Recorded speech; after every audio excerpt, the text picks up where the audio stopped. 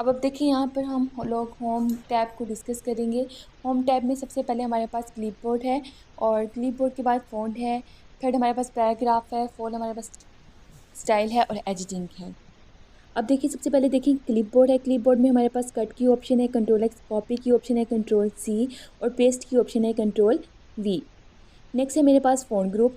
Font group में सारी मेरे पास कमांड्स है जिसको हम वन बाय वन जो है वो डिस्कस करेंगे और आफ्टर डिस्कशन हम लोग इस पर इम्प्लीमेंटेशन करेंगे। सबसे पहले देखिए आपके पास फ़ॉन्ट टेक्स्ट है। फ़ॉन्ट टेक्स्ट में आपके पास जो है वो आप इसको सेलेक्ट कर लोगे।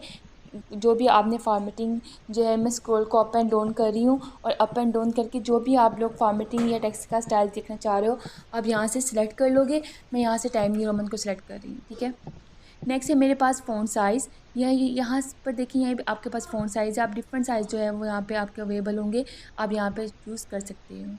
इसके बाद देखिए आपके पास इंक्रीमेंट का है, फ़ॉन्ट साइज़ इंक्रीज़ हो जाएगा और ये डिक्रीज़ का है, साथ ही फ़ॉन्ट साइज़ का डिक्रीज़ हो जाएगा। इसके बाद है चेंज केसेस। चेंज केसेस में आपके पास है lower case, upper case, capitalised each word और नेक्स्ट है आपके पास टोगल केस।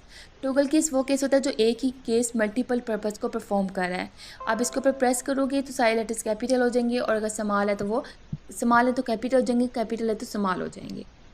इसके बाद देखिए आपके पास है नेक्स्ट है आपके पास फ़ॉन्ट कलर।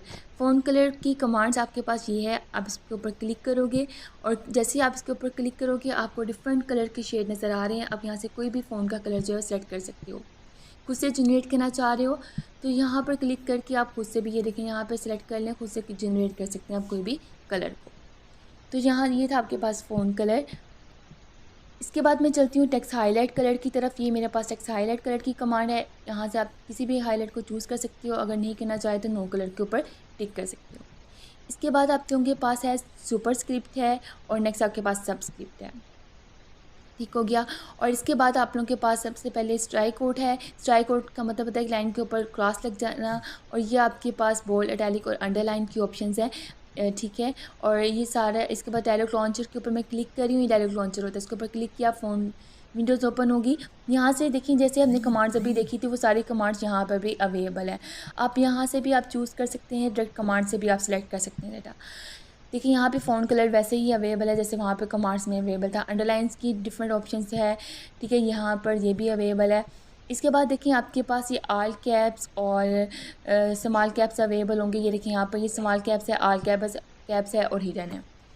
आप ऑल कैप्स के ऊपर स्मॉल कैप्स के ऊपर क्लिक करते हो तो आपके जो वर्ड्स का फर्स्ट लेटर्स होगा वो ज़्यादा साइज़ का होगा, बाकी उसके स्मॉल साइज़ के होंगे।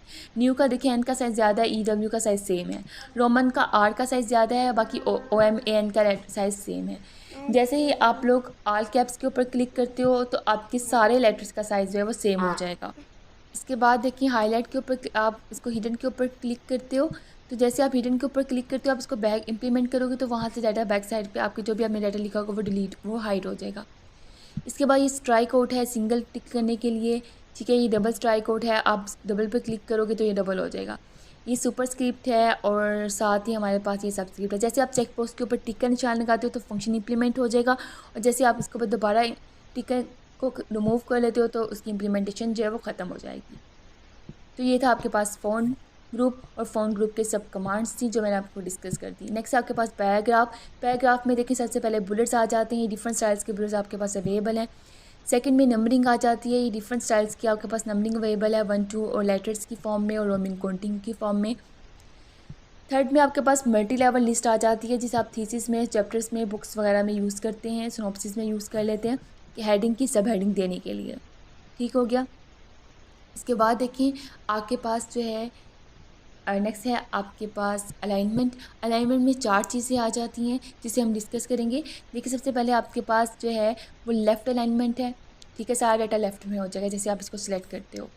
इसके बाद ये आपके पास जो है नेक्स्ट सेंटर की अलाइनमेंट है, ये सेंटर अलाइनमेंट है और ये राइट अलाइनमेंट है, ठीक है। और ये जस्टिफाई की अलाइनमेंट है, इससे आपका सारा डाटा जस्टिफाई हो जाएगा।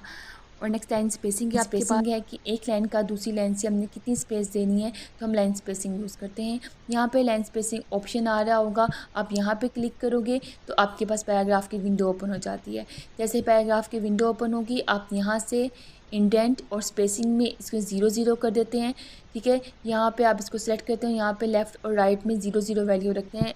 जैसे आप यहाँ से सेटिंग करते हैं तो आपका डाटा चेंज नहीं होता, आपने जैसी सेटिंग की होती है वो फॉर्मेटिंग सेट हो जाती है।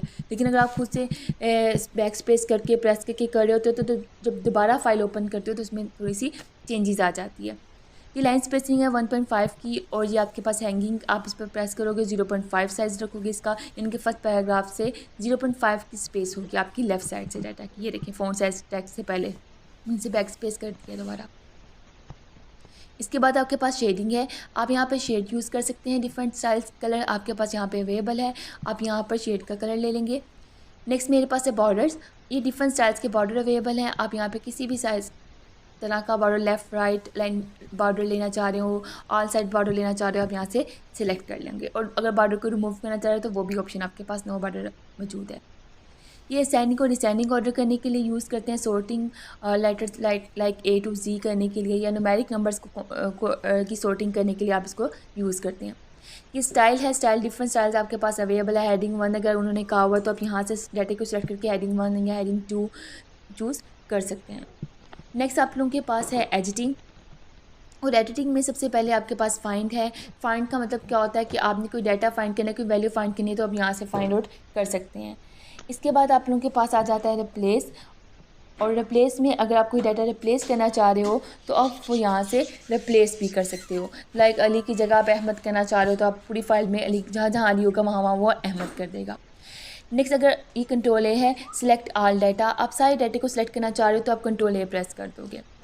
नेक्स्ट है font text, time new Roman होना चाहिए। हमारी फॉर्मेटिंग का फ़ॉन्ट साइज़ जो है वो डाटे का 12 होना चाहिए। टाइटल साइज़ आप 16 रखते हो, और हेडिंग की फ़ॉन्ट साइज़ जो है वो 14 होता है। ठीक है, और पैराग्राफ को जस्टिफाई करते हो, लाइन स्पेसिंग 1.5 रखते हो। ये आपके पास सेटिंग होती है जो मोस्टली थीसिस में, सिनॉप्सिस में, या जो हम टॉपिक लिख रहे होते हैं, असाइनमेंट का टॉपिक होता है, उसको हम इसकी सेटिंग इसी फॉर्मेटिंग में करते हैं। नेक्स्ट में एक पैराग्राफ यहाँ पे मैंने टाइप किया हुआ है, यहाँ पे सॉफ्टवेयर इंजीनियरिंग को ये मैं अपने टाइटल बना रही हूँ, और टाइटल ये टाइम न्यू रोमन में मैंने इसका फ़ॉन्ट साइज टेक्स्ट किया है, और इसकी हाइडिंग जो है मैंने 16 कर दी है साइज़ इसका, और यहाँ से इसको मैंने बोल्ड कर दिया है। आफ्टर बोल्ड मैं इसको सेंटर में कर देती हूँ। ठीक है, क्योंकि हमारा जो टॉप टाइटल है अगर आप उसको सेंटर में रखना चाह रहे हो तो सेंटर में कर दो, लेफ़्ट राइट जैसे भी आप इसको चेंज करना चाह रहे हो चेंज कर सकते हो। मैंने इसको सेंटर में रख दिया। सेंटर में रखने के बाद यहाँ से मैं पैराग्राफ को मैंने कोई भी चेंजेस करनी है तो मैंने लाजमी पैराग्राफ को सिलेक्ट करना है। तो यहाँ से मैं पैराग्राफ को सिलेक्ट करके कंट्रोल X कर रही हूँ, क्लिपबोर्ड का कट के मैंने को यूज़ कर रही हूँ। यहाँ से कट का मतलब होगा यहाँ से डाटा रिमूव हो जाएगा। ठीक है, यहाँ से मैंने इसको कट किया, यहाँ से डाटा रिमूव हो गया। फिर जहाँ भी आप इसको पेस्ट करना चाह रहे हो क्या वहाँ पर इसको पेस्ट कर सकते हैं। कंट्रोल V करूँगी तो यहाँ पर डाटा जो है वो पेस्ट हो जाएगा। ठीक है, और कॉपी करूँगी मैं इसको, अब कॉपी भी करूँगी। सारे डाटा को सिलेक्ट किया और कंट्रोल C कर दिया। कंट्रोल कॉपी और कट में क्या फ़र्क है, कट का मतलब है वो यहाँ से रिमूव हो जाएगा, किसी और जगह पे आप इसको पेस्ट करना चाह रहे कर सकते हैं। कॉपी पेस्ट का मतलब है कि कॉपी वहाँ पे रहेगी, एक और आपका डाटा जो है आप इसको पेस्ट कर दोगे, एक और जगह सेम डाटा जो है वो आपके पास अवेलेबल हो जाएगा। ये देखिए मैंने यहाँ पर मैंने सेम डाटा नीचे भी लिख दिया। अब मैं इसमें सारे फ़ॉन्ट स्टाइल को इम्प्लीमेंट करती हूँ। मैंने डाटा को सिलेक्ट किया कर्सर के साथ, सेलेक्ट करने के बाद मैंने इसका टेक्स्ट जो है वो टाइम न्यू रोमन रख दिया, और साइज़ मैंने इसका 12 कर दिया। ठीक है, और 12 में आपको ये देखें 12 साइज़ हो गया, और राइटिंग इसकी टाइम न्यू रोमन होगी। ठीक है, यहाँ पे मैं इसको बोल्ड को क्लिक कर रही हूँ, ये सारा डाटा मेरा बोल्ड हो जाएगा। और ये इटैलिक को क्लिक करूँगी, इसका साइज़ मैं बड़ा कर देती हूँ ताकि आपको सारा क्लियर नज़र आता रहे, अदरवाइज़ आपको टेक्स्ट साइज़ छोटा होगा तो फिर क्लियर नज़र नहीं आएगा। ठीक है, ये मैं टेक्स्ट का साइज़ बढ़ा दिया यहाँ से। अब देखिए मैंने बोल्ड किया तो सारा डाटा क्या हो जाएगा, बोल्ड हो जाएगा। और ये अगर मैं बोल्ड के ऊपर अगेन क्लिक करूँगी तो उसकी इम्प्लीमेंटेशन जो है वो ख़त्म हो जाएगी बोल्ड की।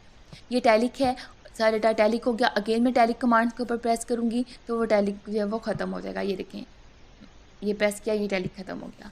ठीक है, इसके बाद ये मेरे पास अंडरलाइन है, ये डिफरेंट साइज़ के अंडरलाइन आपके पास अवेलेबल, आप इसमें से कोई भी यूज़ कर सकते हैं अगर करना चाह रहे हैं। अगर नहीं करना चाह रहे तो नन के ऊपर प्रेस कर दोगे तो कोई भी यहाँ पर अंडरलाइन शो नहीं होगी। ये स्ट्राइक आउट है, ये देखिए यहाँ पे एक लाइन लग गई है। और इसके बाद मैं आप लोगों को बताती हूँ सबस्क्रिप्ट और सुपरस्क्रिप्ट की। यहाँ पे मैं वैल्यू लिखूँगी x2। ठीक है, और यहाँ से मैं 2 को सिलेक्ट करूँगी। जैसे ही मैंने 2 को सिलेक्ट किया और यहाँ पे मैंने सब किया, वो बेस में चला गया 2 और सुपर किया तो पावर में बन जाएगा x² बन जाएगा। ये देखिए ये x² बन गया। और अगर मैं यहाँ पर x को भी साथ ही कर रही हूँ तो x भी मेरा बेस में सबस्क्रिप्ट में चला जाएगा। ये देखिए ये भी मेरा बेस में चला जाएगा। और जैसे मैं इसको सुपर करूँगी तो वो मेरा पावर में चला जाएगा, ठीक है। लेकिन यहाँ पे मैं सिर्फ 2 की वैल्यू को, यानी कि जिस वैल्यू को भी आपने सबस्क्रिप्ट या सुपर स्क्रिप्ट बनाना है, जिस आपने उसी वैल्यू को सिलेक्ट करना है, ठीक हो गया। और इसके बाद देखिए ये मैं डाटा को सिलेक्ट करूँगी और मैं अब इसकी फ़ोन कलर आउटलाइन पहले आपको बताती हूँ कि आउटलाइन कैसे करनी है। ये देखिए ये आउटलाइन के ऊपर मैंने क्लिक किया। ये डिफरेंट आउटलाइंस आपके पास अवेलेबल है। आप इसमें किसी भी स्टाइल की आउटलाइन को यूज़ कर सकते हैं और साथ ही उसका कलर चेंज करना चाहे तो आप उस आउटलाइन का कलर भी चेंज कर सकते हो, ठीक है। और इसके बाद मैं ये आउटलाइन हो गया। इसके बाद मैं आप लोगों को बताती हूँ ये टेक्स्ट हाईलाइट करने के लिए आप इसके ऊपर क्लिक करोगे। आप कोई भी यहाँ पर टेक्स्ट हाईलाइट जो है वो येलो कलर का, रेड कलर का आप यहाँ पर चूज़ कर सकते हो। नो कलर करोगे तो कोई भी हाईलाइट नहीं होगा। इसके बाद मैं फिर डाटा को सिलेक्ट करूँगी और यहाँ पे मैं टेक्स्ट का कलर चेंज करना चाह रही हूँ। अगर रेड करना चाह रही हूँ, कोई भी कलर आप चूज़ करना चाह रहे हो आप यहाँ से कर सकते हो। यहाँ से देखिए मैं रेड कलर इसको सिलेक्ट करूँगी अभी, ठीक है। ये रेड कलर मैंने सेलेक्ट किया और ओके कर दिया, ये सारा रेड हो गया। और अगर मैं इसको दोबारा ब्लैक करना चाह रही हूँ तो मैं इसको दोबारा ब्लैक भी कर सकती हूँ। यहाँ से ये देखिए यहाँ पर मैंने ब्लैक के ऊपर क्लिक कर दिया, टेक्स्ट मेरा सारा ब्लैक कलर में आ जाएगा, ठीक हो गया। और इसके बाद मैं चेंज केसेस को यूज़ करूँगी। चेंज केसेस में देखिए सबसे पहले लोड केस है। लोड केस के ऊपर क्लिक किया, सारे लेटर आपके लोड केस में हो गए। देखें सॉफ्टवेयर का सारे लेटर्स जो है वो लोड केस में चले जाएंगे। अब मैं अपर केस यूज़ करूँगी तो सारे लेटर्स मेरे अपर केस में चले जाएंगे, ठीक है। और नेक्स्ट में ईच कैपिटलाइज ईच वर्ड, यानी कि उसका जो फर्स्ट वर्ड होगा वो कैपिटल हो तो उसको क्लिक करूँगी। सॉफ्टवेयर का X कैपिटल है, इंजीनियरिंग का E कैपिटल है, इसका I कैपिटल है, ठीक हो गया। और अगर मैं अब नेक्स्ट यूज़ करूँगी toggle case. Toggle case small letters को कैपिटल कर देगा और कैपिटल को स्मॉल कर देगा। देखिए एक्स को उसने स्मॉल कर दिया और बाकी जो इसके लेटर थे OFT WARE उसने कैपिटल कर दिया, ठीक है। ये सारा था इसकी चेंजेस टॉगल केस में। दोबारा ये देखिए सारे उसने, अब मैंने स्मॉल लेटर्स किया और दोबारा उसको कैपिटलाइज, उसको टॉगल केस यूज़ किया, उसने स्मॉल को कैपिटल कर दिया। यानी कि कैपिटल लेटर्स को स्मॉल कर देगा, स्मॉल लेटर्स को कैपिटल कर देगा टॉगल केस। इसके बाद देखिए आपके पास यहाँ पे सेंटेंस केस लिखा होगा चेंज केसेस के अंदर ही। सबसे पहला ये सेंटेंस केस का मतलब होता है कि जिस फॉर्मेटिंग में पहले लिखा होगा उसी फॉर्मेटिंग में चला जाए। देखिए ये उसी फॉर्मेटिंग में चला गया। ये थी आपके पास फ़ोन की कमांड जो मैंने आपको सारी इंप्लीमेंट करना है उसको इसके ऊपर बता दी हैं, ठीक है। नेक्स्ट मैं आपको लोगों को बताती हूँ पैराग्राफ की इंप्लीमेंटेशन। पैराग्राफ में सबसे पहले देखिए आपके पास बुलेट्स हैं, आप यहाँ पे बुलेट्स लगाते हो, ठीक है। बुलेट्स यहाँ पे मैं डाटा सेलेक्ट करके इसको एंटर करती हूँ ताकि बुलेट्स को मैं आपको लगा कर बताऊँ कि इजीली कैसे लग सकते हैं। ये देखिए यहाँ पे बुलेट सेलेक्ट कर दिया, ये बुलेट आ गया। अब ये देखिए यहाँ पर बुलेट्स लग गया। अब मैं जैसे इसको एंटर करूँगी वो नेक्स्ट बुलेट खुद ही लिखते जाएंगे। डेवलपमेंट के ऊपर, टेस्टिंग के ऊपर भी मैंने एंटर किया, यहाँ पर भी बुलेट आ जाएगा। और इसके बाद मेंटेनेंस के ऊपर यहाँ पे X2 के ऊपर क्लिक किया, यहाँ पे बुलेट्स लग गए। तो आप इन बुलेट्स को जो है वो एडजस्ट कर सकते हो, ठीक है। और इसके बाद मैंने अगर आप रिमूव करना चाहे तो आप बैक स्पेस रिमूव करोगे तो वहाँ से उस लाइन से बुलेट जो है वो रिमूव हो जाएगा। अब इसी को मैं दोबारा सेलेक्ट करके बुलेट्स आपको चेंज करके दिखा देती हूँ। ये देखिए डिफरेंट स्टाइल्स के बुलेट्स आप यहाँ पे यूज़ कर सकते हैं, टिक का, ठीक है, एरो का, ये सारे आपके पास आप डिफरेंट स्टाइल्स के यहाँ पे बुलेट्स इस्तेमाल कर सकते हैं। इसके बाद देखिए आपके पास मैं नेक्स्ट नन को नहीं करना चाहे तो आप नन कर दोगे तो कोई भी यहाँ पे बुलेट यूज़ नहीं होगा। नेक्स्ट है नंबरिंग का। ये आपके डिफरेंट स्टाइल की नंबरिंग अवेलेबल है। आप यहाँ पे देखो ये नंबर का, ये रोमन काउंटिंग है आपके पास, ये कैपिटल लेटर्स हैं और ये स्मॉल लेटर्स में आपके पास नंबरिंग अवेलेबल है। तो आप यहाँ पर इसको सिलेक्ट कर सकते हैं। इसके बाद है आपके पास मल्टी लेवल में यहाँ पे इसलिए इम्प्लीमेंटेशन नहीं करी, मेरे पास यहाँ पे डाटा ज़्यादा नहीं है। जब नेक्स्ट मैं आपको लोगों को इसकी वर्किंग बताऊँगी कि सब हेडिंग चैप्टर्स का नाम और उसके बाद सब हेडिंग बनाने के लिए इसको यूज़ करते हैं हम लोग। इसके बाद मैं इसमें चेंजेस जो लेकर आई थी उसको मैं रिमूव कर रही हूँ और मैं डाटा को सिलेक्ट करके अलाइनमेंट को आपको बताऊँगी कि अलाइनमेंट जैसे कैसे हमने इसको सेट करना है, ठीक है। तो सबसे पहले इसको मैं सेटिंग करती हूँ। यहाँ से इसको मैं सिलेक्ट किया। डाटा को सिलेक्ट करने के बाद ये मैं आपको डाटा लेफ़्ट करके दिखाऊँगी सबसे पहले। तो देखिएगा लेफ़्ट साइड से सारी एडजस्टमेंट होगी डाटा की। ये देखिए इक्वल डाटा आ रहा है सारी लेफ़्ट साइड से, ठीक है। और जब मैं इसको राइट साइड से करूँगी तो आप देखिएगा राइट साइड ये सेंटर मैंने किया है और ये राइट साइड से देखिए सारा डाटा इक्वल आ रहा है।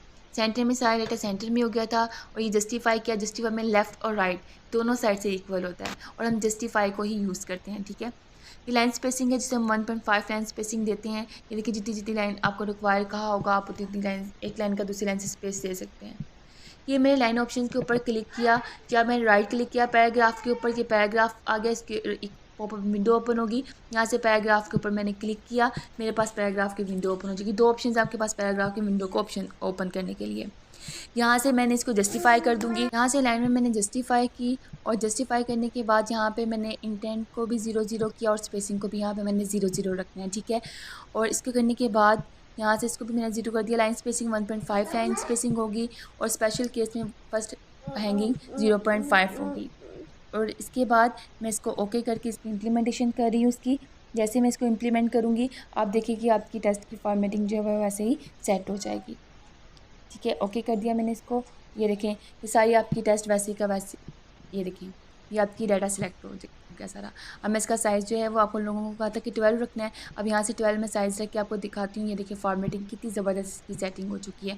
और इसको कंट्रोल एस करेंगे, जैसे आप इसको सेव करेंगे चेंजेस को, आपको डाटा जब भी आप ओपन करेंगे आपको ऐसे ही डाटा आपकी सेटिंग जो आपको मिलेगी कि आपका डाटा जो है वो सेट हुआ होगा, ठीक है। देखिए लेफ़्ट राइट से फर्स्ट पॉइंट से भी 0.5 की हेडिंग दी हुई है और एक लाइन का दूसरी लाइन से स्पेस भी जो है वो 1.5 है, ठीक है। लेफ़्ट जस्टिफाई हुआ सारा डाटा। तो ये आपके पास था पैराग्राफ की सेटिंग, जिससे आपने पैराग्राफ की सेटिंग करनी थी, ठीक है।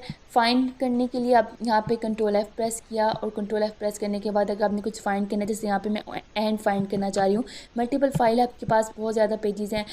देखिए जैसे मैंने एंड लिखा उसने बता दिया कि यहाँ पर ये 4 जगह पर आपके पास एंड अवेलेबल है। उसने यहाँ पर बता दिया एंड एंड एंड एंड आपकी फ़ाइल में जहाँ भी अवेलेबल होंगे। अब आप चाह रहे हो कि जहाँ जहाँ पर एंड लिखा हो वहाँ पर वो रिप्लेस कर दे और लिख दे। आप यहाँ पे OR लिख रहे हो और रिप्लेस ऑल करोगे, जहाँ जहाँ पे होगा एंड वो वहाँ पे आपको बता रहा है जी इसकी रिप्लेसमेंट बता रहा है कि इतनी रिप्लेसमेंट आपके पास, आप इसको ओके कर दोगे। और जैसे आपने इसकी ओके किया और कैंसिल करोगे, यहाँ पे देखिएगा जहाँ जहाँ पे एंड लिखा हुआ था वहाँ वहाँ पे उसने और लिख दिया, ठीक है। ये था रिप्लेस फाइंड के बाद रिप्लेस की ऑप्शन। ये देखिए यहाँ जहाँ जहाँ पे एंड था मैंने इसका साइज़ बढ़ा के आपको दिखा दिया है, वहाँ वहाँ पर उसने और लिख दिया, ठीक हो गया। और ये थी आपके पास फाइंड और रिप्लेस की ऑप्शन भी। ये देखें आपकी डाटा की सेटिंग भी हुई है और साथ ही आपने कंट्रोल एस करना है। कंट्रोल एस जैसे आप सेव करोगे तो आपकी फ़ाइल सेव रहेगी, अदरवाइज़ आपकी फ़ाइल सेव चेंजेस जो आप करोगे उसमें वो सेव नहीं होगी। इसके बाद अब हम नेक्स्ट जो है वो डाटा पर चलेंगे और इसके बाद में आप लोगों को सारे डाटा की क्वेश्चन सॉल्व करेंगे और क्वेश्चन सॉल्व करने के बाद उसके ऊपर जो उसके प्रोसीजर कैसे लिखना है वो मैं प्रोसीजर आप लोगों को लिखना बताऊँगी कि इस बेसिस का प्रोसीजर लिखना है।